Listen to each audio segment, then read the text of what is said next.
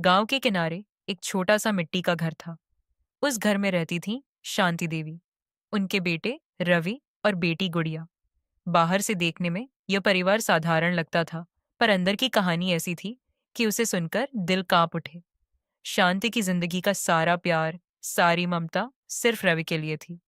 गुड़िया, जो उसकी अपनी कोख से जन्मी थी, उसके लिए जैसे बोझ थी। सुबह का सूरज अभी पूरी तरह उगा भी नहीं था कि शांति की आवाज घर में गूंज उठी। गुड़िया, उठ। कितना सोएगी? पानी भर, चौका बर्तन कर, सारा काम कौन करेगा? गुड़िया, 12 साल की नन्ही बच्ची, आंखें मलते हुए उठी। उसकी छोटी सी काया पर नींद का बोझ अभी भी था, पर माँ की डांट ने उसे झटके से जगा दिया। वह चुपचाप कुइयों की ओर चल दी, 2 भारी मटके कंधों पर लादे। उसकी पतली कमर झुक रही थी, पर शांति को यह सब दिखता ही नहीं था। उधर रवि, जो गुड़िया से 2 साल बड़ा था, अभी भी चारपाई पर पड़ा था। शांति उसके पास गई, प्यार से उसके सिर पर हाथ फेरा और बोली, मेरा राजा, उठ जा बेटा। देख, तेरा दूध तैयार है। आज स्कूल जाना है ना? रवि ने करवट बदली, मुंह फेरा और बोला, नहीं माँ, आज नींद आ रही है। शांति मुस्कुराई, ठीक है बेटा, सो जा। मैं मास्टर को कह दूंगी कि तू बीमार है। यह सुनकर गुड़िया के हाथ से मटका छूटते छूटते बचा। उसने सोचा, मैं तो बीमार होकर भी काम करती हूँ, माँ को कभी मेरी नींद नहीं दिखती। दिन चढ़ते चढ़ते घर में काम का ढेर लग गया। गुड़िया ने झाड़ू लगाई, बर्तन मांजे, कपड़े धोए और खाना बनाया। शांति रवि के लिए गरम गरम पराठे बना रही थी। जब गुड़िया ने कहा, माँ, मुझे भी भूख लगी है, तो शांति ने तिरछी नजर से उसे देखा और बोली, तेरे लिए रात का बचा हुआ चावल है, खा ले। ये पराठे रवि के लिए है, उसे ताकत चाहिए, तू तो बस घर में पड़ी रहती है। गुड़िया की आंखें नम हो गई, पर उसने कुछ नहीं कहा।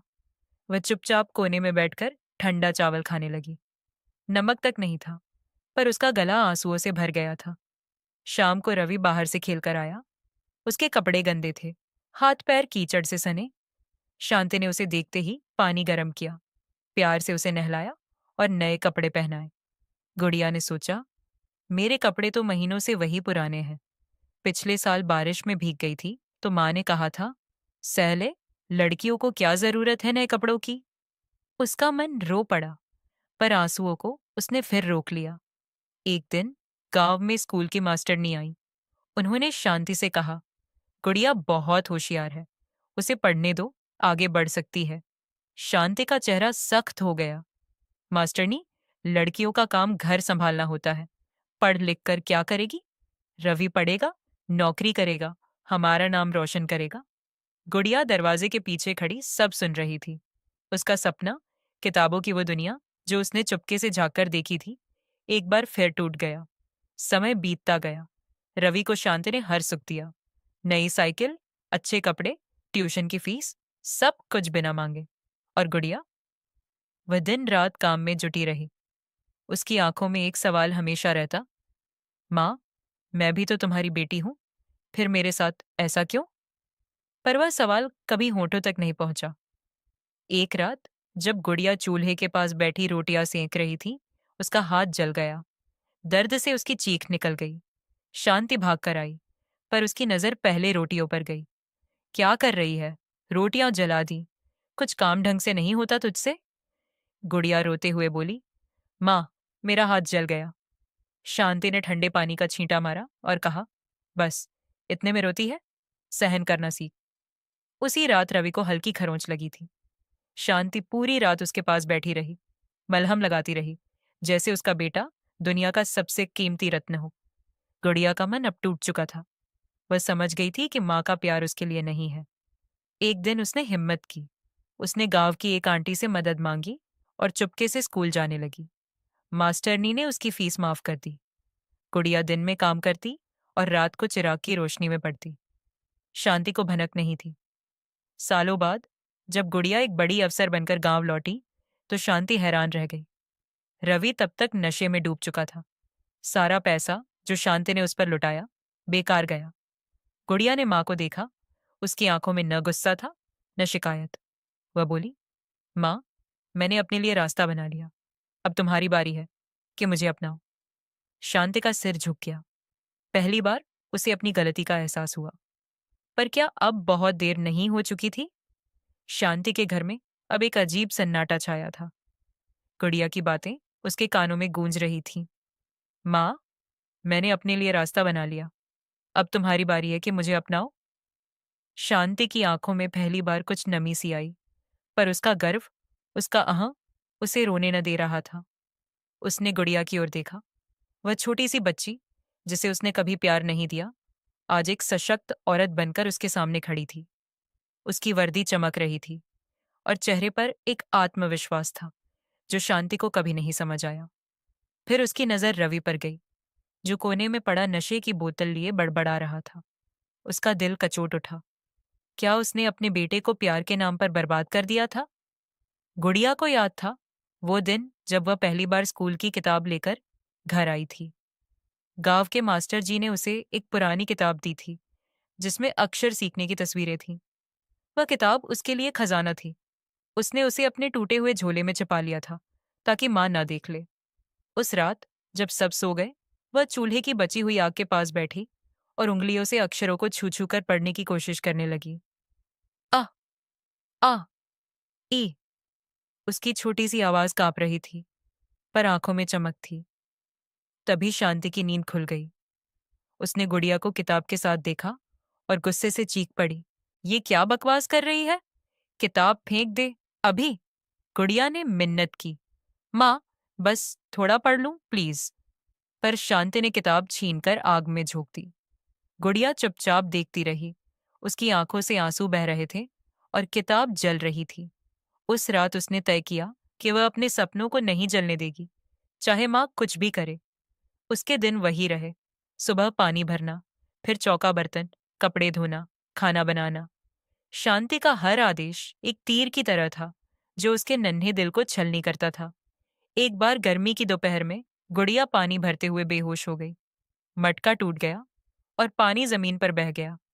शांति ने उसे उठाकर झटके से पानी डाला, पर प्यार से नहीं, गुस्से से। काम चोर कहीं की, मटका तोड़ दिया, अब क्या खाएंगे पिएंगे? गुड़िया का शरीर अभी भी कांप रहा था, पर उसने माफी मांग ली। उसे डर था कि अगर वह कुछ बोलेगी तो माँ और सख्त हो जाएगी। उधर रवि की जिंदगी एकदम अलग थी। शांति उसे हर छोटी बड़ी खुशी देती थी। जब वह स्कूल से आता तो शांति उसके लिए दूध में मलाई डालकर गर्म करती, पराठों पर घी छुपटती। अगर रवि कहता, माँ, मुझे साइकिल चाहिए, तो शांति गांव के साहूकार से उधार लेकर भी उसे साइकिल दिला देती। रवि को कभी नहीं नहीं सुनना पड़ा। एक बार उसने स्कूल में मास्टर की पिटाई कर दी थी क्योंकि मास्टर ने उसे होमवर्क के लिए डांटा था। शांत स्कूल पहुंची, पर मास्टर से उल्टा उसी को डांट कर आई। मेरे बेटे को हाथ कैसे लगाया?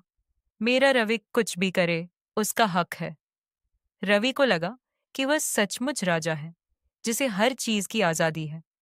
गुड़िया ने जब चुपके से स्कूल जाना शुरू किया तो उसकी जिंदगी में पहली बार उम्मीद की किरण जगी। गांव की लक्ष्मी आंटी, जो खुद कभी पढ़ नहीं पाई थीं, गुड़िया की मेहनत देखकर पिघल गईं। उन्होंने उसे अपने घर की छत पर पढ़ने की जगह दी। हर रात जब शांति और रवि सो जाते, गुड़िया लक्ष्मी आंटी के घर चली जाती। एक छोटा सा चिराग और पुरानी किताबें उसकी दुनिया बन गईं।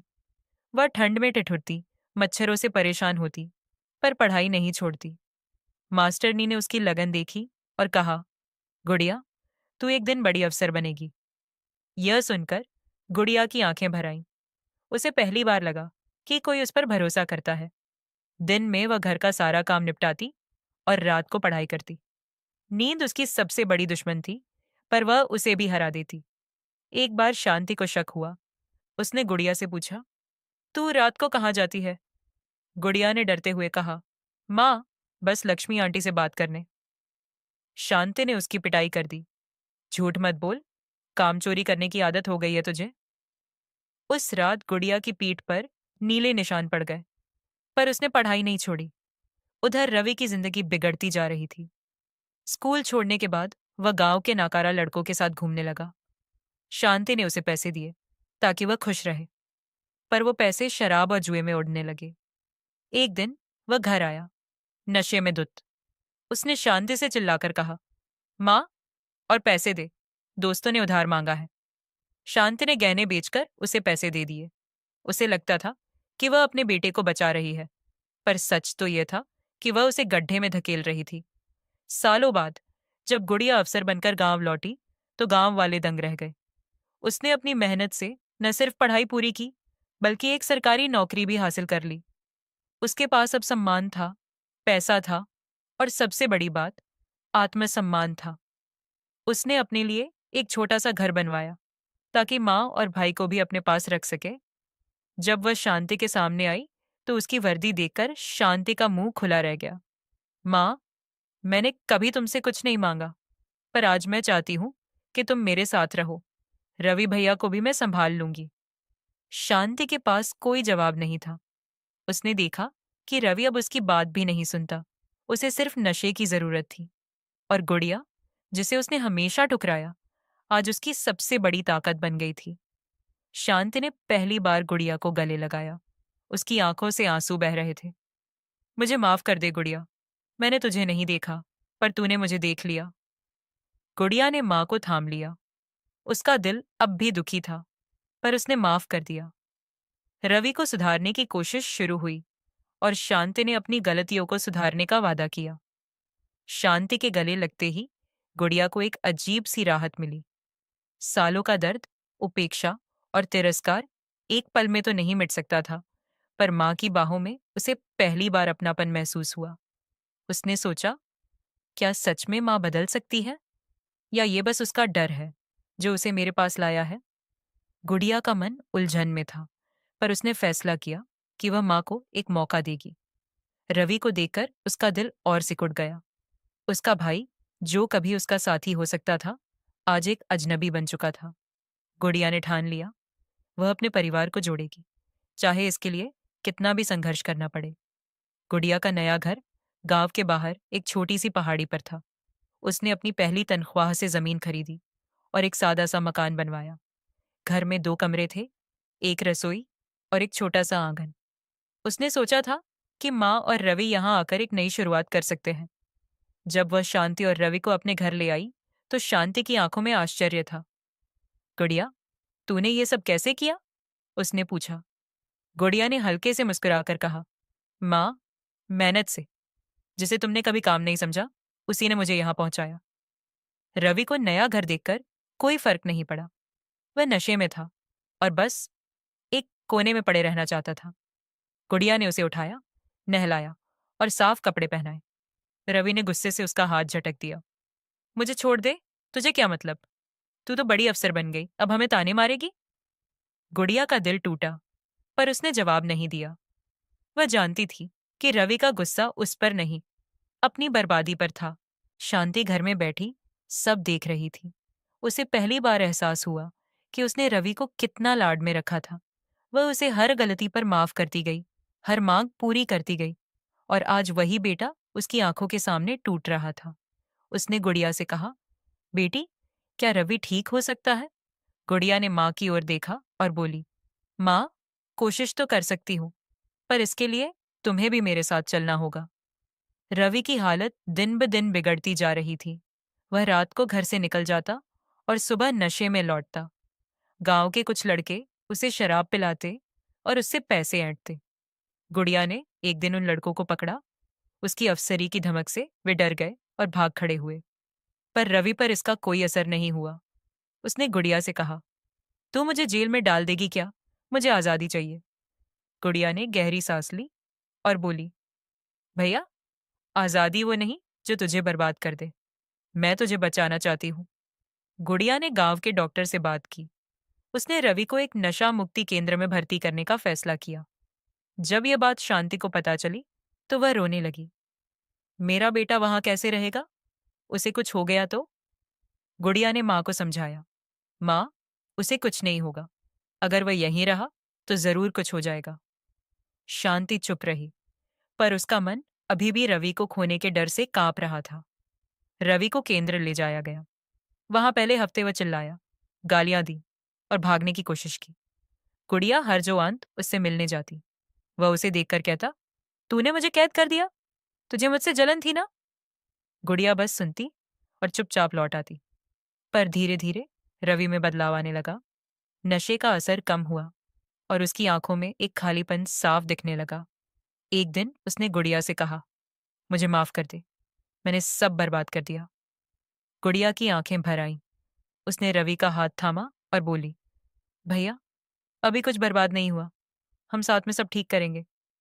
शांति अब अकेले घर में बैठी सोचती रहती। उसे याद आता कि कैसे उसने गुड़िया को हमेशा दुत्कारा था। एक बार गुड़िया की तबीयत खराब हुई थी और वह बुखार में तड़प रही थी।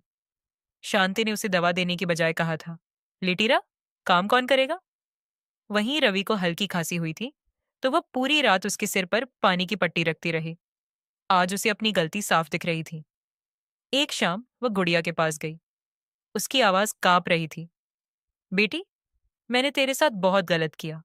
मैं अंधी थी, रवि को प्यार के नाम पर बिगाड़ दिया और तुझे कभी बेटी नहीं समझा। गुड़िया ने माँ को गले लगाया और कहा, माँ, जो बीत गया उसे भूल जाओ, अब हम साथ हैं। शांति रो पड़ी। उसका मन हल्का हो गया, पर गिल्ट अभी भी उसे कुरेदता था। रवि 6 महीने बाद केंद्र से लौटा। वह पहले जैसा नहीं था। नशा छूट गया था, पर उसकी आंखों में एक उदासी थी। उसने गुड़िया से कहा, मैं कुछ करना चाहता हूं, मुझे एक मौका दे। गुड़िया ने उसे गांव के स्कूल में एक छोटी सी नौकरी दिलवाई, जहां वह बच्चों को खेल सिखाता था। धीरे धीरे रवि में आत्मविश्वास लौटने लगा। शांति अब गुड़िया के साथ घर के काम में हाथ बटाती। वह रवि को पहले की तरह लाड नहीं करती थी। एक दिन उसने गुड़िया के लिए अपने हाथों से हलवा बनाया। गुड़िया ने खाया और बोली, माँ, ये मेरे लिए पहला हलवा है जो तुमने बनाया। शांति की आंखें फिर नम हो गईं। उसने कहा, अब हर दिन तेरे लिए कुछ बनाऊंगी बेटी। गांव में लोग अब गुड़िया की मिसाल देते थे। अपनी जिंदगी बदली, बल्कि अपने परिवार को भी जोड़ा। शांति को अब समझ आ गया था कि प्यार का मतलब लाड नहीं, बल्कि साथ देना होता है। रवि धीरे धीरे अपनी गलतियों से उबर रहा था और गुड़िया, वह अब सिर्फ एक अवसर नहीं, बल्कि एक मिसाल थी। हर उस लड़की के लिए जो सपने देखती है, पर उसे पूरा करने का रास्ता नहीं मिलता। ऐसी और कहानियां सुनने के लिए आप इस चैनल को सब्सक्राइब करके बेल आइकॉन को ऑल पे करना मत भूलना ताकि आपसे कोई कहानी मिस ना हो। Thank you.